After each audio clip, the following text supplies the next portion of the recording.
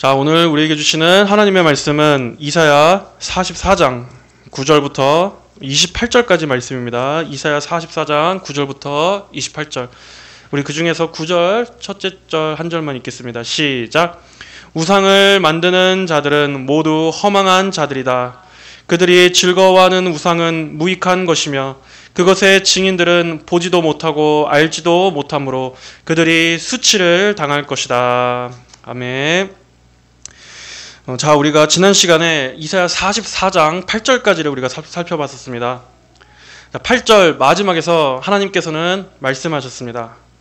8절 하반절에 나 외에 신이 있느냐? 다른 반석은 없으니 다른 신을 나는 알지 못한다 라고 하나님은 말씀하셨습니다. 하나님께서는 이사야 선지자를 통해서 이스라엘 백성들을 향해 끊임없이 오직 하나님만이 너희의 도움이시다 하는 것을 말씀하셨습니다. 정말 거의 매 장마다 지금 이런 말씀들이 계속 이어지고 있죠. 내가 너희의 구원자다. 나만이 너희를 건질 수 있다. 나만이 너희를 구원할 수 있다.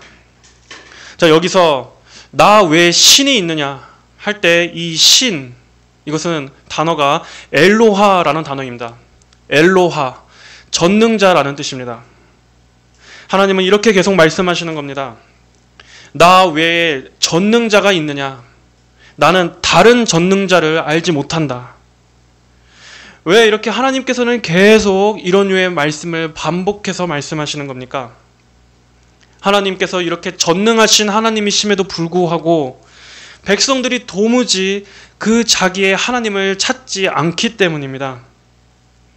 하나님께서 이렇게 가까이서 그들과 함께 하시는데도 하나님의 그 전능하신 구원을 찾기보다는 다른 힘을 더 의지하고 다른 데서 도움을 찾고 있기 때문이었습니다.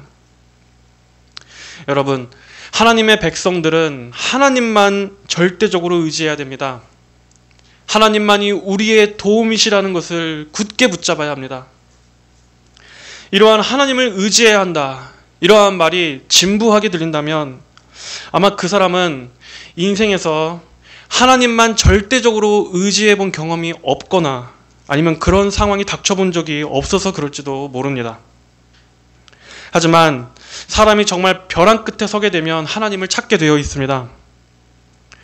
우리가 정말 우리의 힘으로는 아무런 해결 방법이 보이지 않고 도저히 이 문제에서 벗어날 수 없는 그러한 상황에 부딪히게 되면 그때는 정말 하나님 외에는 살 길이 없구나 하는 것을 절감하게 됩니다. 진짜로 사람이 살면서 아무 방법이 없을 때는 마지막에는 뭐만 남습니까? 하나님께 매달리는 것밖에는 없는 것입니다. 하지만 하나님 외에도 아직 다른 수단들이 있다. 하나님 말고도 아직 내가 뭔가 비벼볼 만한 아직 뭔가 믿는 구석이 있다. 그러한 사람들은 하나님을 전심으로 찾지 않습니다. 아직도 내가 뭔가 해볼 여력이 있으니까, 뭔가 방법이 남아있다고 믿기 때문에 그런 것입니다. 아직 살만하니까. 그래서 하나님께서는 우리의 그러한 마지막 최후의 수단, 우리가 믿고 있는 그 보험마저도 완전히 무너뜨려 버리실 때가 있습니다. 아예 퇴로를 차단해 버리시는 겁니다. 왜냐하면 그래야만 우리가 하나님께 나오기 때문에 내가 믿고 있었던 것이 결국에는 나를 지켜줄 수 있는 게 아니었구나 하는 것을 여실히 깨닫고 그걸 다 깨트려 버리기 위해서, 그래서 오직 하나님의 전능하신 능력만 부르짖으면서 하나님 앞에 나오게 하시려고 하나님의 백성들을 일부러 사지로 몰아넣으실 때가 있는 것입니다. 지금 우리나라의 이러한 정치적인 문제, 이러한 나라 문제뿐만이 아니라 우리 성도들 개인의 삶들은 어떻습니까? 얼마나 많은 문제들이 있습니까? 경제적인 문제, 또 우리 생계의 어려움, 또 가족들에 관한 여러 가지 문제들, 이런 말 못하는 많은 문제들이 우리 삶에 얼마나 많이 산재해 있습니까? 그런 상황에서 우리들에게 가장 지금 필요한 것은 무엇이겠습니까? 바로 이 전능하신 하나님을 찾는 것입니다. 단순히 성경에서 말씀하는 이러한 것들을 원론적인 얘기다, 그걸 누가 몰라서 그러나 단순히 이렇게 머리로만 아는 것으로는 어려움의 때를 결코 이기지 못합니다. 그런 사람들이 만약 실제적인 어려움이 닥치게 되면 그 믿음은 다 무너지게 되어 있습니다. 하나님은 우리의 연약함을 너무나 잘 아시기 때문에 이렇게 하나님 자신이 누구신지, 하나님만이 우리의 구원이시라는 것을, 내가 너희의 구속자라는 것을 이렇게 반복해서 계속 말씀하시는 겁니다. 우리는 이러한 믿음들을, 그저 이러한 말씀들을 이론적으로 아는 것이 아니라 실제적인 우리 삶 속에서, 실제적인 믿음의 싸움에서 계속 발휘해 가면서 신앙생활을 해야 합니다. 우리의 힘으로 해결할 수 없는 많은 절박한 문제들 앞에서 우리는 그것을 해결할 수 있는 방법은 결국 하나님께 나아가야 하는 것입니다. 하나님을 붙잡는 것, 그래야만 우리가 살 수 있습니다. 또한 하나님께서는 8절 하반절에 하나님 외에 다른 반석은 없다고 말씀하셨습니다. 반석이 무엇입니까? 반석은 광야에 있는 넓고 또 평평한 큰 바위를 말합니다. 반석은 여러 측면에서 도움을 줍니다. 먼저 반석은 사람들에게 쉼을 제공합니다. 뜨거운 광야의 그 태양의 열기와 또 밤의 그 혹독한 추위에서도 사람들을 보호해 줄 수 있습니다. 그리고 또 위험한 야생의 짐승들로부터도 몸을 피할 수 있습니다. 우리가 이러한 반석이 되시는 하나님께 숨을 때 이러한 여러 가지 위험으로부터 안전하게 보호받을 수 있다. 하나님이 우리의 반석이 되신다 하는 것입니다. 또 그 반석은 그 자체로 견고한 요새가 되어주기도 합니다. 그리고 흔들리지 않는 견고한 바위가 되어줘서, 그 지지가 되어줘서 우리가 그 반석에 의지할 때 무너지거나 넘어지지 않을 수 있다는 것입니다. 마찬가지로 하나님께서는 그분을 반석으로 삼는 자들에게 든든한 지지대가 되어주십니다. 안전하게 피할 우리의 견고한 요새가 되어주십니다. 이 세상을 바라보면 정말 이 세상이 얼마나 격변하고 요동칩니까? 우리가 이러한 세상을 바라보는 데만 전념하면 우리 역시도 같이 요동치고 흔들려서 도무지 정신을 차릴 수가 없습니다. 하지만 하나님을 우리의 인생의 반석으로 삼으면 하나님은 우리의 두 발을 하나님께서 붙잡아 주십니다. 세상과 함께 흔들리고 요동쳐서 같이 휩쓸려 나가지 아니하도록 하나님께서 꽉 붙잡아 주십니다. 마태복음 7장 24절 그리고 27절까지에서는 이렇게 말씀했습니다. 그러므로 누구든지 나의 이 말을 듣고 그것을 행하는 자는 자기 집을 반석 위에 지은 슬기로운 자와 같을 것이다. 비가 내리고 홍수가 나고 바람이 불어 그 집에 몰아쳐도 그 집은 무너지지 아니하였으니 그것이 반석 위에 세워졌기 때문이다. 그러나 나의 이 말을 듣고 그것을 행하지 않는 자는 자기 집을 모래 위에 지은 어리석은 자와 같을 것이다. 비가 내리고 홍수가 나고 바람이 불어 그 집에 부딪히니 그 집이 무너지고 그 무너짐이 매우 심하였다.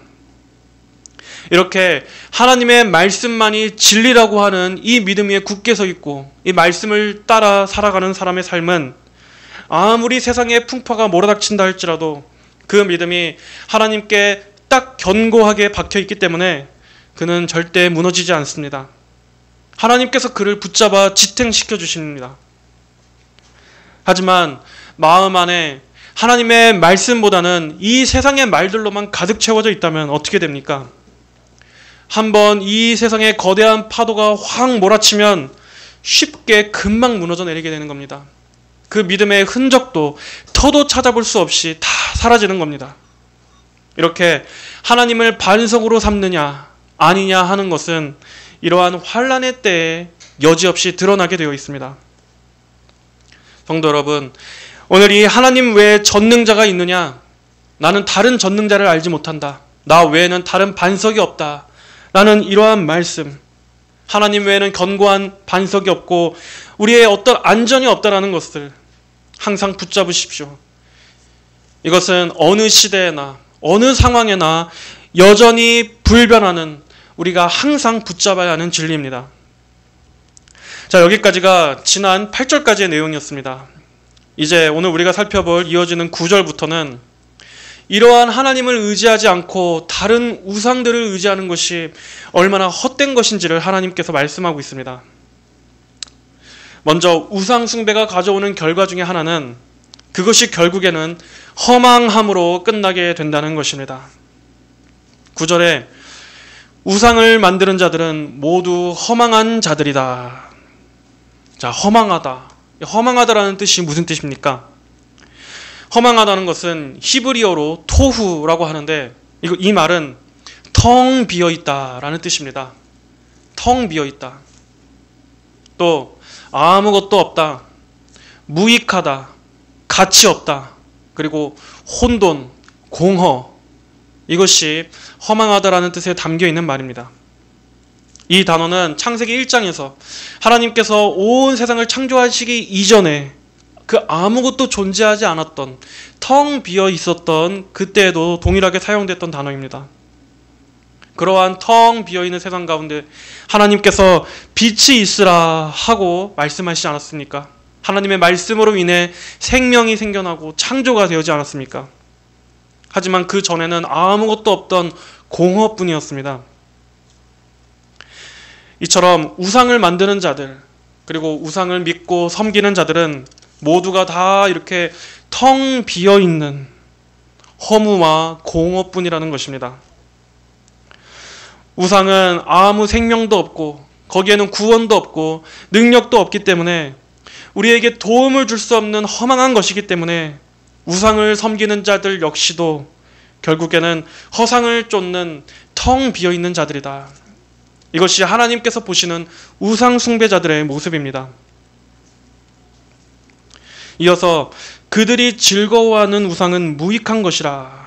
자, 인간이 죄로 타락한 이후로 사람은 참으로 어리석게도 그 텅 비어있는 아무것도 아닌 것에서 즐거움을 갖게 되었습니다. 원래 우리 사람은 누구를 즐거워하도록 창조되었습니까? 하나님을 기뻐하고 하나님을 즐거워하도록 지음받은 존재입니다. 하나님을 가장 영광스러워하고 하나님을 사랑하고 하나님과 교제하는 것이 우리 사람에게는 가장 큰 기쁨이도록 우리는 그렇게 지음받았는데 죄가 얼마나 우리 사람을 어리석게 만들었는지 이 아무것도 없는 이 비어있는 것을 정말 바보같이 그것을 신처럼 숭배하고 거기에다가 기도하고 그것을 즐거워하고 기뻐하게 된 것입니다. 여기서 이 즐거워한다라는 것은 단순히 감정적으로만 말하는 것이 아닙니다. 우리의 이 지성, 생각과 감정과 의지를 모두 포함한 우리의 전인을 다해서 열렬히 원하는 것을 말합니다. 그것도 아주 탐욕적으로 이렇게 우리의 모든 이러한 마음의 성향마저도 죄 때문에 다 왜곡되고 말았습니다. 하나님을 사랑하도록 되어 있는 그 하나님에게만 드려야 하는 그러한 거룩한 열망, 그리고 또 하나님의 영광스러우신 속성과 그 성품을 즐거워하는, 그것을 경외하는 데서 누리는 그 즐거움이 아니라 우상을 통해서 자기의 이익을 얻으려고 하는 이러한 삐뚤어지고 왜곡된 욕망, 정욕에서 나오는 그 동기, 그러한 것들이 다 죄의 영향을 받아서 이렇게 변질된 것입니다. 원래 사람이 하나님에게서만 누릴 수 있는 그 참된 즐거움과 만족을 하나님이 아닌 다른 데서 기쁨을 추구하고자 하게 된 것입니다. 그렇기 때문에 우상은, 이 우상 안에는 모든 것이 다 들어갈 수 있습니다. 단순히 어떠한 타 종교를 믿는다 하는 그 정도가 아닙니다. 우상은 하나님 대신 하나님의 자리에 올라서 하나님을 가려버리는 것입니다. 그러므로 그것은 어떠한 것이든 다 우상이 될 수 있습니다. 돈도 우상이 될 수 있습니다. 부동산과 주식도 우상이 될 수 있습니다. 맨날 주식 차트를 보면서 빨간 양봉이든 파란 양봉이든 그게 오르락 내리락 하는 거에 따라서 마치 내 인생이 좌지우지 되는 것처럼 나의 모든 걸 거는 것, 그건 역시도 자기의 우상입니다. 또 건강도 우상이 될 수 있습니다. 자신의 신념이나 목표도 우상이 될 수 있습니다. 마치 내가 이것이 내 인생의 전부고 내가 이것만을 위해서라면 내 목숨도 아깝지 않아 할 만큼 그런 어떠한 자기의 투철한 신념, 자기의 어떤 확고한 인생관 역시도 우상이 될 수 있습니다. 또 이념이나 이데올로기 역시도 우상이 될 수 있습니다. 철학이나 지식도 우상이 될 수 있습니다. 특히나 이 이념의 우상, 이러한 잘못된 철학과 사상에서 비롯된 이러한 것들 역시도 인간의 영혼을 파괴시키는 아주 치명적인 우상이 될 수 있습니다. 이 사람의 지성 안에 잘못된 이념이 들어가면 그것은 그 사람 개인의 영혼뿐만 아니라 가정과 사회와 나아가서 전 세계 전체를 파괴로 몰고 갈 수 있습니다. 예를 들어 공산주의 같은 것도 한번 봐보십시오. 공산주의, 이러한 사회주의, 이러한 것들에 경도된 사람들이 역사상 저지른 모든 악행들이 얼마나 이 세상을 파괴적이고 고통스럽게 만들었습니까? 그래서 역사상 공산주의 때문에 죽은 사람들의 수가 세계 1, 2차 대전 때 죽은 사람들을 다 합친 것보다 훨씬 더 많습니다. 거의 1억 명이 넘습니다. 비공식적으로는 아마 한 1억 5천에서 2억까지도 된다고 봅니다. 그만큼 이러한 잘못된 이념, 사상, 철학, 이데올로기에 경도된 이러한 것들의 영향을 받으면 이것도 아주 크게 해로운 것입니다. 공산주의는 단순히 경제 이론이나 어떠한 무슨 그러한 사상이 아닙니다. 이것도 하나의 종교입니다. 모든 우상은 원래 다 종교적 성격을 가지고 있습니다. 이념 역시도 과도하게 신봉한다면, 그게 눈에는 보이지 않지만 거기에 완전히 경도돼 버리면 그것 자체를 신성시하기 때문에 우리는 이러한 것도 조심히 잘 분별해야 합니다. 또 그 밖에 어떤 우상들이 있습니까? 사람이 우상이 되는 것은 아주 당연합니다. 우리가 어떠한 사람을 사랑하는 것, 그런 일들이 많지 않습니까? 분명히 성경에는 불신자와의 결혼을 금하게 되어 있는데 분명히 이게 성경의 뜻이 아닌 걸 알면서도 인간의 그 마음 때문에 하나님의 말씀을 어기면서까지 불신자와 결혼하려고 하는 것, 그것도 그 상대가 그 사람의 우상인 겁니다. 또한 어떠한 특정한 정치인들, 그러한 사람들이 마치 온 세상을 구원할 수 있을 것처럼 그러한 믿는 것 또한 우상이 되어질 수 있습니다. 그 밖에 예술이 우상이 될 수도 있고 또 학문이 우상이 될 수도 있습니다. 스포츠든 취미든 그것이 눈에 보이는 것이든 보이지 않는 것든 뭐라도 다 하나님보다 더 내 마음에 크게 자리 잡고 있다면, 하나님을 가리고 있다면 다 우상이 될 수 있는 것입니다. 심지어 신을 안 믿는다고 하는 무신론자들 역시도 마찬가지입니다. 그런 사람도 우상 숭배입니다. 그 사람도 신앙인입니다. 어떻게 그렇습니까? 왜냐? 하나님을 안 믿는다고 하면서 나만 믿는다고 하는 바로 그 나 자체가 나의 우상이기 때문입니다. 그런 점에서 모든 사람은 다 자기만의 우상이 있다고 말할 수 있습니다. 종교적이지 않은 사람은 단 한 사람도 없습니다. 하나님보다 내 마음에 더 크게 자리 잡고 있는 게 있다면, 내가 믿고 있는 것, 의지하는 것이 있다면 그것이 모두가 다 나의 하나님, 나의 신, 나의 우상이 될 수 있는 것입니다. 그래서 마틴 루터도 말했습니다. 당신의 마음이 매달리고 의지하는 것이 무엇이든지 바로 그것이 당신의 하나님이다. 오늘날 이 시대는 우리가 여기 나오는 이 구약 시대처럼 눈에 보이는 어떤 이방 종교의 신상을 섬기고 그렇게 하지는 않을 겁니다. 아니, 이렇게 문명이 발달했는데 신을 믿고 그렇게 하는 것은 너무나 구시대적인 거 아니냐? 다 인간이 계몽되기 이전인데 지금 시대에 무슨 신이냐?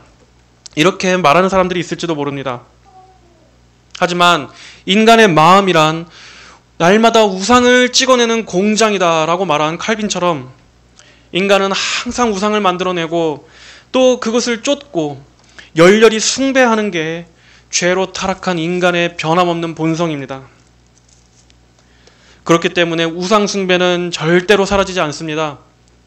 예수님께서 오시기 전까지는 인간은 늘 항상 자기만의 새로운 우상을 계속 만들고 또 그것을 믿게 될 것입니다. 이어서 그것의 증인들은 보지도 못하고 알지도 못하므로 그들이 수치를 당할 것이다. 우상 숭배자들의 마지막은 결국 수치로 끝나게 됩니다. 그래서 하나님께서 우상을 만드는 자들은 다 허망하다라고 말씀하신 것입니다. 생각해 보십시오. 얼마나 허망합니까, 정말. 평생 동안 그 텅 비어있는 아무것도 아닌 것들을 믿으면서 거기에다 인생을 다 바쳤는데, 그것이 진짜라고 믿고 살았는데 마지막에 그 우상들로부터 뒤통수를 맞는다면 얼마나 허망하겠습니까? 우상은 사람을 도울 수 없습니다. 우리 인간에게 사람을 살게 하는 그 어떠한 능력도 우상은 없습니다. 우상은 사람을 자유롭게 할 수 없을 뿐더러 영혼을 속박합니다. 우상 자체는 죽어있는 거고 아무 능력도 없지만 그 우상 배후에서 마귀가 역사하는 것이기 때문에 우상을 섬기는 자들에게는 반드시 그 마귀의 역사가 임하게 됩니다. 악한 영들의 영향을 받게 되는 것입니다. 마귀가 우리에게 생명을 줄 수 있습니까? 우리에게 진정한 자유를 줄 수 있습니까? 예를 들어 저 제주도 시골 같은데 아직 무속의 영향이 아직 짙게 아주 깊이 뿌리 박혀서 아직도 그러한 영향을 받고 있는 이러한 동네에서는 이렇게 사람들이 이사를 가면 제일 먼저 뭘 하냐? 먼저 제사를 지내거나 구슬합니다. 그래서 이렇게 집에서 제사를 하는 겁니다. 근데 보면은 집의 각 구석구석마다 거기를 주관하는 신들이 있습니다. 부엌에는 부엌신이 있고 또 마당에는 마당신이 있고 또 현관, 문지방 이런 데도 다 신이 있고 뒷간에도 뒷간신이 있습니다. 그래서 돌아다니면서 곳곳마다 제사를 지내는 겁니다. 이렇게 우상은 사람을 옴짝달싹 못하게 합니다. 인간에게 자유를 주는 것이 아니라 사람을 진정으로 돕는 것이 아니라 속박하고 겁을 주고 평생 동안 아주 그 우상에 쩔어서 매이게 그 영혼을 노예처럼 묶는 것입니다. 요즘에 MZ세대 무당들이 엄청나게 많이 늘었다고 하죠. 젊은 무당들이 인플루언서가 돼갖고 인스타도 하고 유튜브도 하고 방송에도 나옵니다. 옛날 같으면은 신내림 받았다 하면은 막 다 그냥 쉬쉬하면서 가족들하고도 다 끊고 어디 은둔해서 살았는데 요즘에는 안 그렇습니다. 무당 하는 사람들이 나와서 무슨 연애 그런 프로그램도 막 하고 막 다른 사람들 연애 사주 봐주고 결혼 사주 봐주면서 뭐 자기 사주는 못 봅니까? 어쨌든 이러한 젊은 무당들 막 젊고 막 엄청 꾸미고 이쁘장한 무당들이 나와서 막 아주 활개를 칩니다. 또 사람들은 또 젊은 사람들은 또 좋아라 하고 이것이 아주 참 심각합니다. 그만큼 우리나라에 지금 악한 이 어두운 영이 번성하고 있다는 것입니다. 이렇게 나라에 온갖 종류의 우상들이 번성하기 시작하면은 이 나라는 그 땅은 이제 어둠에 뒤덮이게 됩니다. 하지만 예수님께서는 이러한 마귀의 포로, 마귀의 노예, 죄의 종이었던 우리들을 구속하셔서 예수님의 피값으로 우리를 사셔서 우리에게 어떠한 은혜를 베풀어 주십니까? 사람에게 진정한 자유를 주십니다. 어둠 가운데 있던 사람들을, 그 묶여있던 사람들을 해방시켜 주셔서 빛으로 꺼내 주십니다. 그리고 사람을 속박하고 있는 모든 저주를 끊어 주십니다. 그래서 우리 사람들을 환한 빛의 자녀로 그 천국의 복된 백성으로 삼아주시지 않습니까? 이러한 모든 악령의 속박으로부터 예수님은 사람에게 진정한 참 자유와 생명을 주시는 분입니다. 예수님의 복음이 비치는 곳마다 어둠이 물러나가고 악한 영들이 쫓겨나가고 빛이 임하고 저주가 사라지고 사람들의 영혼이 생명을 얻게 됩니다. 이렇게 주님께서는 사람을 더 좋게, 더 영혼이 살게끔 하나님의 형상으로 온전한 회복을 주시는 분입니다. 예수님은 진리가 너희를 자유케 하리라 말씀하셨습니다. 예수님의 복음이 비칠 때야 사람들이 그 우상에 멀어 있는 그 눈을 이제 뜨게 되는 것입니다. 우상이 얼마나 허망한 것이고 사람을 얼마나 올가매는 것인지 예수님께서 임하시는 곳마다 이러한 영적인 미혹들이 다 걷어지게 되는 것입니다. 이어지는 10절에서부터는 이제 우상을 만드는 자들의 어리석음을 풍자적으로 비꼬고 있습니다. 자, 10절부터 보겠습니다. 누가 신상을 지으며 무익한 우상을 부어 만드느냐? 보아라, 그 무리들은 모두 수치를 당할 것이다. 대장장이들은 사람이니 그들이 다 모여서서 두려워 떨며 함께 수치를 당할 것이다. 대장장이는 철을 숯불에 달구어 망치로 그것을 치고 그의 강한 팔로 모양을 만든다. 그는 배고프고 힘이 없어지고 물을 마시지 아니하여 지치게 된다. 자, 여기서 이제 대장장이가 지금 대장간에서 열심히 우상을 만들고 있습니다. 막 망치질도 하고 못질도 하면서 열심히 우상을 만들고 있는 그러한 상황입니다. 13절에 목공은 줄을 늘이고 연필로 그것에 줄을 긋고 대패로 밀고 걸음새로 그것에 줄을 긋는다. 그는 사람의 아름다움을 따라 인간의 형상을 새겨 신전에 두며. 자, 사람의 아름다움을 따라 인간의 형상을 새겨 신전에 둔다. 자, 여기서 우리가 무엇을 알 수 있습니까? 우상은 결국 인간이 만들어낸 상상물이라는 것입니다. 결국에는 위에서 온 것이 아니라 하나님의 거룩한 계시에 의해서 온 것이 아니라 인간의 타락한 본성에서 나온 땅에서 난 것이라는 겁니다. 사람이 죄로 타락하기는 했지만 그럼에도 우리 사람은 영적인 존재고 하나님의 형상으로 지음받은 존재이기 때문에 이 희미하게나마 하나님에 대한 신의식은 남아 있습니다. 하지만 그것이 죄로 인해서 아주 치명적으로 오염되었기 때문에, 그리고 또 거기다가 마귀는 하나님에 대한 지식을 더럽혀 놨기 때문에 인간에게 악한 영감을 줍니다. 그래서 하나님, 어떤 신적인 존재가 있다라는 것은 어렴풋이는 알지만 하나님을 제대로 알 수가 없는 것입니다. 그래서 마귀는 하나님 대신에 다른 우상을 하나님처럼 섬기게 만들었습니다. 그래서 하나님의 자리를 차지하도록 만들었습니다. 그리하여 정작 우리 인간이 바라봐야 할 하나님은 보지 못하도록 눈을 가리는 것입니다. 예를 들어 각 나라마다 있는 그 창조 신화, 창조 설화 그런 게 있지 않습니까? 그건 역시도 아담 때부터 계속 그 후손들에게로부터 계속 그 내려온 창조에 대한 구전이 온전하게 보존돼서 내려온 것이 아니라 그 긴 시간 동안에 인간의 죄성에 의해서 중간중간 계속 변질되고 오염되고 하다가 내려온 것들이 바로 그러한 신화들입니다. 그래서 고대 근동의 이러한 창조 설화들, 그러한 신화들을 보면은 진짜로 어떤 것들은 창세기 내용이랑 비슷한 것들도 있습니다. 거기에도 보면은 홍수 이야기가 있고 또 어떠한 메시아가 죽고 부활하는 그러한 내용도 실제로 있습니다. 그래서 사람들은 이렇게 말합니다. 아니, 그런 설화가 성경보다 훨씬 고대에 있었던 일인데 그러면 성경이 오히려 그것들을 베끼고 짜집게 한 거 아니냐. 하지만 그것은 인류 역사가 엄청 오래됐다고 보기 때문에 그런 겁니다.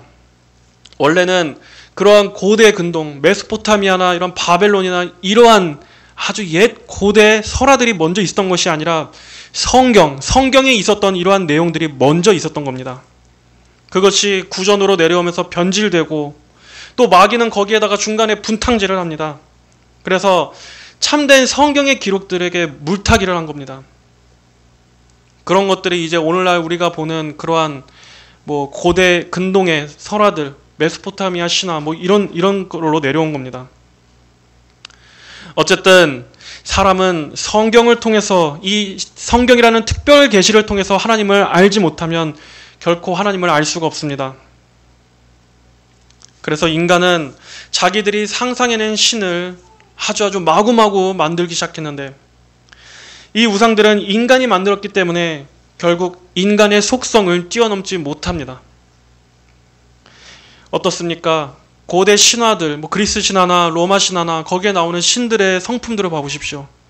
똑같이 우리 사람처럼 정욕적이고 음란하고 술 취하고 방탕하고 서로 배신하고 또 서로 싸우고 탐욕을 부리고 그러지 않습니까? 그러한 신들에게서 어떻게 거룩함이 있습니까? 그런 신들에게 어디 영광이 있습니까? 하지만 우리 하나님께서는 어떠한 분이십니까? 하나님은 거룩하신 분이십니다. 하나님은 홀로 영광스러우신 분이십니다. 우상들은 그 신들이 소멸되기도 하고 또 계급이 막 바뀌기도 하고 막 변질되기도 하고 계속 바뀌지만 하나님은 영원토록 불변하시고 스스로 자존하시는 분이십니다. 하나님은 결코 변덕을 부리시지 않습니다. 하나님은 결코 자기도 주체하지 못할 정도로 음탕하고 더러운 그러한 신이 아닙니다. 하나님께서는 그분의 거룩하신 뜻과 의지를 가지시고 모든 것을 다 다스리시며 하나님은 선하시고 영광스러운 목적을 가지고 일하십니다. 하지만 우상은 변덕스럽고 계보도 복잡하고 아주 지저분한 이야기들이 가득합니다. 이처럼 인간이 만들었기 때문에 인간의 죄성이 그 우상에 투영된 겁니다. 하지만 하나님, 우리의 하나님께서는 선하시고 지혜와 능력이 무한하시고 거룩하시며 순결하신 하나님입니다.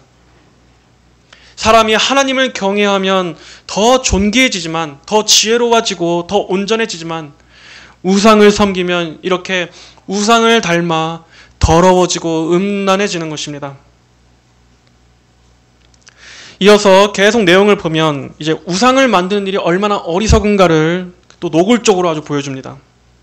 지금 이 대장장이는 나무를 떼다가 그 일부의 나무는 땔감으로 쓰고 또 나무를 막 땔감으로 써서 빵을 구워 먹고 그러면서 나머지 나무로는 열심히 우상을 만들어서 또 거기다 절을 하고 있습니다. 그러면서 뭐라고 합니까? 17절에 그 나머지로 그가 신상 곧 자기의 우상을 만들고 그 앞에 엎드려 절하고 경배하고 그것에 기도하며 나를 구원해 주소서 당신은 나의 신이십니다 하고 말한다. 얼마나 웃깁니까? 얼마나 어리석습니까? 나무를 떼다가 그 나무를 땔감으로 만들면서 또 같은 나무의 재료로 또 우상을 만들어서 거기다가 나를 구원해 달라고 지금 기도하고 있는 겁니다. 이렇게 사람은 죽은 우상을 의인화하고 또 그것을 신성시하는 이러한 본성이 있습니다. 우리 인간에게는. 이런 것들이 다 죄에서 나온 겁니다. 죄가 이렇게 사람을 어리석게 만들고 눈이 멀게 만들고 멍청하게 만들고 이런 모순되는 것도 알아채지 못할 정도로 어리석게 만드는 것입니다. 그래서 18절에 그들이 알지 못하고 분별하지 못하는 것은 그들의 눈이 감겨 볼 수 없고 그들의 마음이 닫혀 깨닫지 못하기 때문이다. 그래서 우상을 섬기는 자들은 영적인 장님입니다. 예수님께서 맹인들의 눈을 뜨게 해주셔서 보게 해주신 것은 이렇게 영적인 장님이었던 죄인들이 눈을 떠서 바로 보게 하시려고 그런 겁니다. 하나님이 누구신지, 죄가 무엇인지, 우상이 무엇인지 이러한 것들을 똑바로 보게 하시려고 우리의 이 영적인 장님의 상태에서 참되고 영원하신 하나님을 바라보도록 눈을 뜨게 해주신 겁니다. 사람이 하나님의 성령의 역사로 거듭나기 전까지는 절대로 자신이 지금까지 그동안 우상 숭배졌다는 사실을 깨닫지 못합니다. 하지만 하나님을 알 때 깨닫게 됩니다. 내가 하나님보다 나를 숭배하며 살았구나. 내가 하나님보다 돈을 우상으로 여기고 살았구나. 내가 하나님보다 이성, 나의 생각과 나의 지혜를 더 우상으로 삼았구나. 내가 하나님보다 내가 주인이었구나. 진정으로 믿고 예배할 대상이 하나님뿐이신데 나는 그동안 온갖 무익한 것들을 하나님처럼 섬기며 살아왔구나 하는 것을 거듭나야만 깨닫고 회개하게 되는 것입니다. 그래서 예수님을 믿고 나면 그 사람은 이제는 그 이전에 자기가 섬기고 사랑하던 우상들과 당연히 충돌이 일어날 수밖에 없습니다. 내가 이전에 열렬히 추구했던 목표들, 나의 꿈들, 나의 신념들, 나의 즐거움과 쾌락들, 이 모든 내가 소중히 여기던 것들이라도 그것이 하나님과 반대되는 거라면 이제는 그것들을 끊어버리고자 하는 성화의 싸움이 시작됩니다. 이렇게 성령님께서는 절대로 한 사람을 구원하시면 그 사람 안에서 그 사람이 하나님도 섬기고 우상도 함께 섬기는 그러한 일들을 절대 놔두시지 않습니다. 이렇게 내가 이전에 사랑하던 것과 하나님 사이에서의 갈등을 느껴야 정상입니다. 그런데도 예수님을 믿는다고 하면서 여전히 마음에 우상이 있다. 그 사람이 진짜 성도라면 하나님께서는 그 사람의 우상을 손보십니다. 돈을 사랑하고 의지했다면 그 돈을 걷어가 버리십니다. 그리고 하나님보다 어떠한 사람을 더 사랑했다면 그 관계가 끊어지게 하십니다. 심지어 자신의 꿈이 우상이었다면 그 꿈도 좌절시켜 버리십니다. 하나님은 질투하시는 하나님이시기 때문에 그만큼 하나님께서 우리의 마음에 오직 하나님 한 분만으로 가득 채워지시기를 원하시는 분이기 때문에 이러한 방식으로라도 하나님은 그 성도들을 때로는 그런 것 섭리를 경험하게 하시는 것입니다. 이어서 우상 숭배는 생각도 없고 그 마음에 지식도 없고 분별력도 없고 또 20절에 마음이 미혹되어 스스로를 그릇 인도하는 이렇게 어리석고 무지몽매한 것이라고 설명하고 있습니다. 아무리 뛰어난 지식인이든 또 그가 대단한 학자라 할지라도 하나님을 알지 못한다면 그는 이렇게 하나님께서 보시기에 생각이 없고 지식도 없고 분별력도 없고 결국에는 스스로를 그릇 인도하는 멸망으로 가는 자에 불과한 것입니다. 그래서 성경이 여호와를 경외하는 것이 지혜의 근본이다 라고 말씀하신 것입니다. 하나님께서는 이렇게 전능하신 하나님을 두고서도 우상을 숭배하는 어리석은 죄를 짓는 이러한 자기 백성들을 위해서 우상이 얼마나 무익하고 헛된 것인가 하는 것을 가르쳐 주셨습니다. 그러면서 21절에서는 이제 말씀합니다. 21절에 야곱아 이스라엘아 이 일들을 기억하여라. 너는 내 종이다. 내가 너를 지었으니 너는 내 종이다. 이스라엘아 내가 너를 잊지 않을 것이다. 하나님께서 얼마나 애타게 그들을 찾고 계십니까? 하나님께서 지금 얼마나 그들을 하나님의 온 마음을 다해서 부르고 계십니까? 내가 너를 잊지 않을 것이다. 우상이 이들에게 이렇게 말해줄 수 있습니까? 우상이 내가 너를 지었다. 내가 너를 절대 잊지 않겠다. 라고 과연 그들에게 이러한 애타는 사랑으로 대할 수 있습니까? 그 죽은 우상들이 오직 하나님만 진정으로 우리를 사랑해 주시는 분입니다. 하나님만 우리를 진정으로 구원해 주시는 분입니다. 오늘날 이러한 잘못된 이념과 사상에 빠져 있는 이러한 사람들은 분명히 들어야 합니다. 그것들이 결코 자신들을 구원할 수 없다는 것을.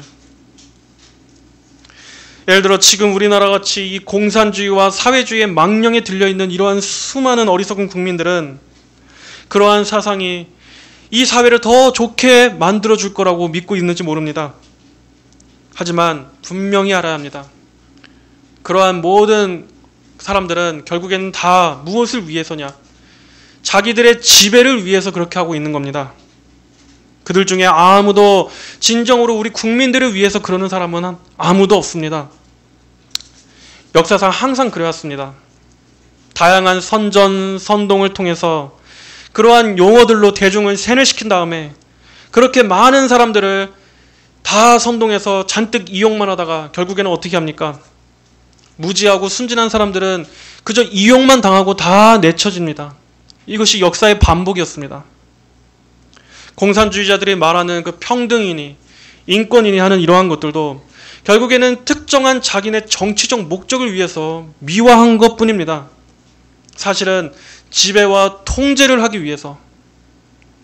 원래 공산주의자들이 그런 거 전문입니다. 평등이라는 이름 하에 실상은 사람들을 다 하향 평준화 시켜버리는 겁니다. 또한 재분배라는 이름 하에 어떻게 하겠다는 겁니까? 사람들의 사유재산을 다 뺏겠다는 겁니다. 다 뺏고 몰수해서 누가 갖느냐? 자기네들이 갖겠다는 겁니다. 공정이라는 말도 결국에는 반대 세력들을 척살하기 위해서 하는 말들입니다.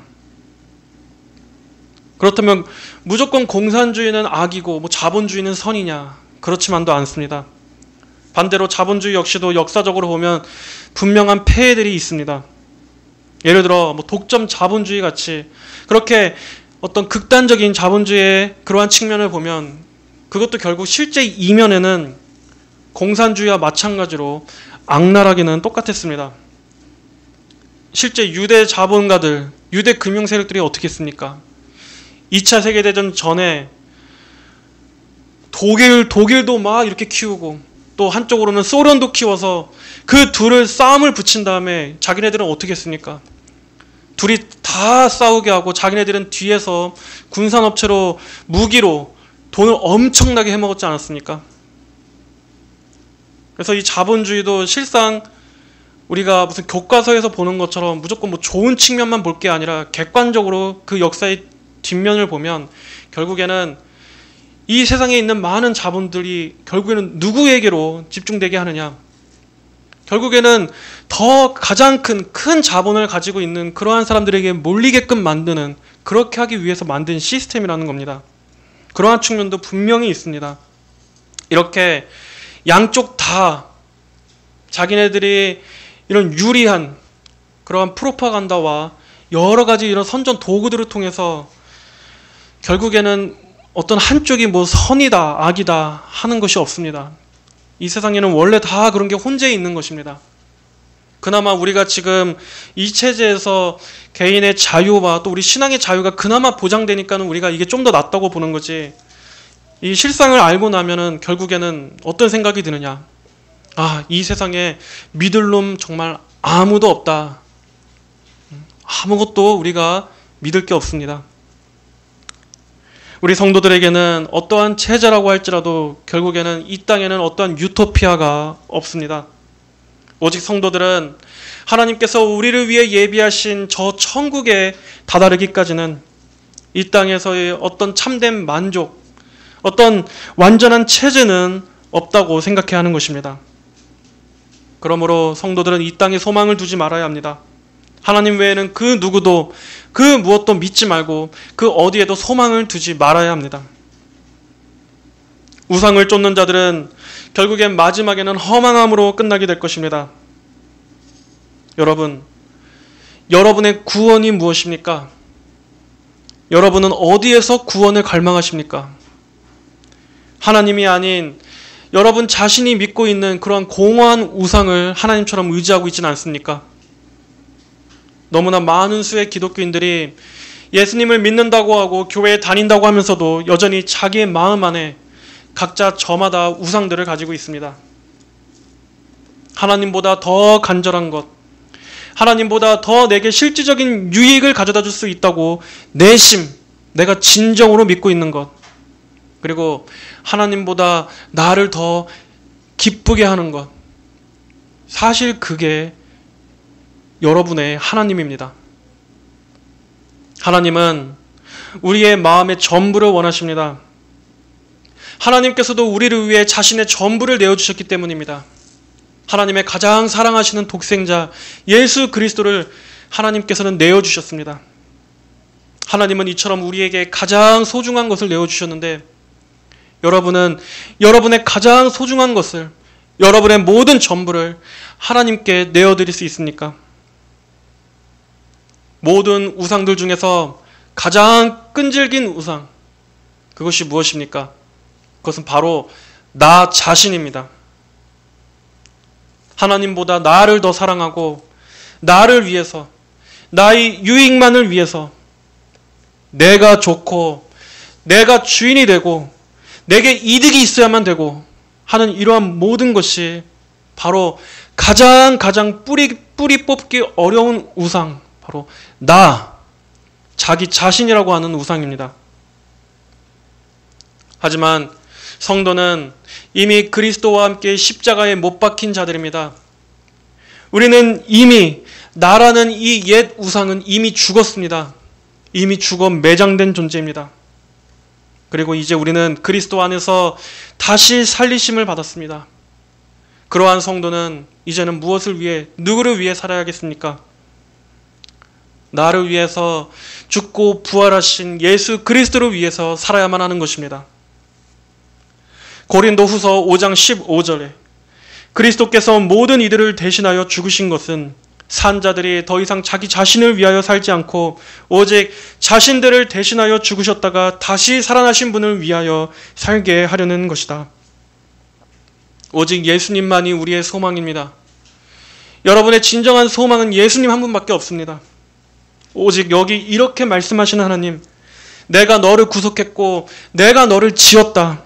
내게로 돌아오너라 말씀하시는 우리 하나님 아버지께만 참된 구원, 유일한 구원이 있는 것입니다. 여러분, 이 땅의 어리석은 우상들, 거짓 종교들, 그러한 허망한 유토피아를 제시하는 그러한 속임과 거짓이 가득한 그러한 정치인들의 말들에 속지 마십시오. 그러한 것들은 결코 구원을 약속해 줄 수 없는 텅 비어 있는 것들입니다.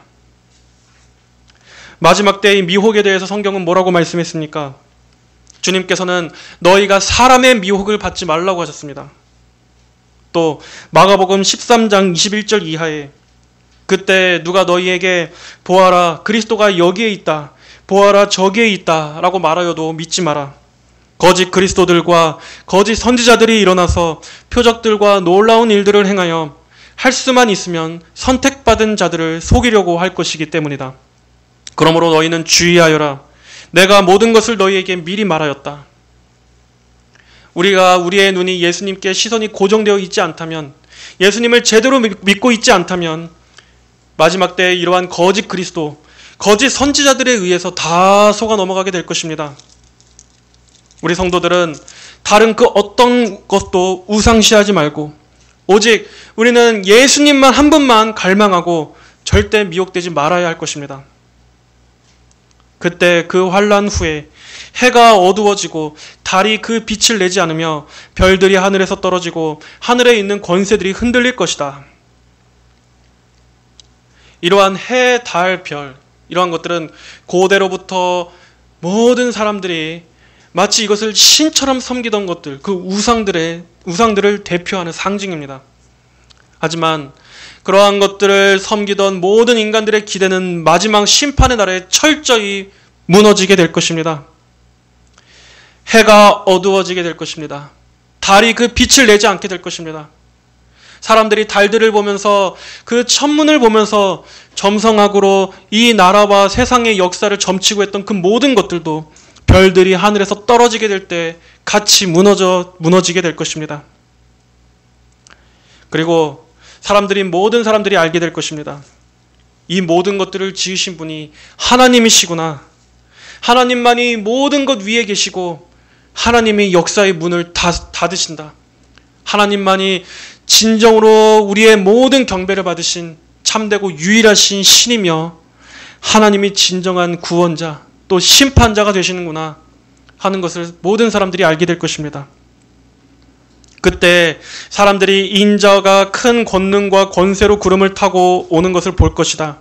그때 그가 천사들을 보내어 땅 끝에서 하늘 끝까지 사방에서 그의 선택받은 자들을 모을 것이다. 예수님께서 이 땅에 심판주로 오실 때 그분의 그 영광이 환하게 드러날 것입니다. 그날에 모든 허망한 우상들은 무너지고 우상을 섬기는 자들도 심판을 받아 오늘 말씀처럼 허망하게 끝나게 될 것입니다. 그렇게 멸망하게 될 것입니다. 그리고 반대로 우상으로부터 자신을 지킨 하나님의 의로운 백성들, 끝까지 믿음으로 인내하고 싸웠던 거룩한 주의 성도들은 어떻게 됩니까? 땅 끝에서 하늘 끝까지 사방에서 그의 선택받은 자들을 모을 것이다. 예수님께서는 한 사람도 빠짐없이 믿음을 지킨 우리 모든 성도들을 다 주님의 복된 나라로 불러 모아 들이실 것입니다. 다시 한번 기억하십시오. 하나님 외에는 그 어떠한 것도 믿음이나 의지의 대상으로서 섬기지 마십시오. 오직 여러분의 사랑을 하나님께만 드리십시오. 진정으로 여러분을 사랑하시고 여러분을 진정으로 정말로 도와주시는 분, 영원히 찬양받기에 합당하신 우리의 구속주, 우리의 하나님, 오직 이 하나님께만 소망을 두시고 예수님께서 오시는 그 날까지 이 세상의 다양한 우상과 미혹들로부터 여러분 자신을 순결하게 지키시는 모든 성도 여러분들이 되시기를 주님의 이름으로 축복합니다. 다 함께 기도하겠습니다. 하나님 아버지 감사합니다. 이 말씀들을 통해서 우상이 얼마나 허망한 것인지, 그것들은 정말 아무것도 할 수 없는 그러한 헛되고 공허한 것인지를 우리가 다시 한번 살펴보았습니다. 그리고 우리를 진정으로 구원해 주시는 분은 하나님 한 분뿐이시라는 것을 우리가 다시 한번 확인합니다.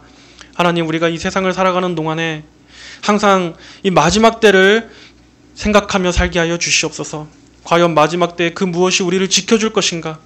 우리의 인생을 살아가는데 과연 내게 무엇만이 남을 것인가 하는 이것을 생각해보고, 정말 하나님만이 우리의 유일한 구원이요, 우리의 생명이요, 도움이라는 것을, 하나님만이 우리의 의미라는 것을 바르게 깨달을 수 있는 지혜를 우리 모든 성도들이 다 갖게 하여 주시옵소서. 감사드리며 살아계신 예수님의 이름으로 기도하였습니다. 아멘.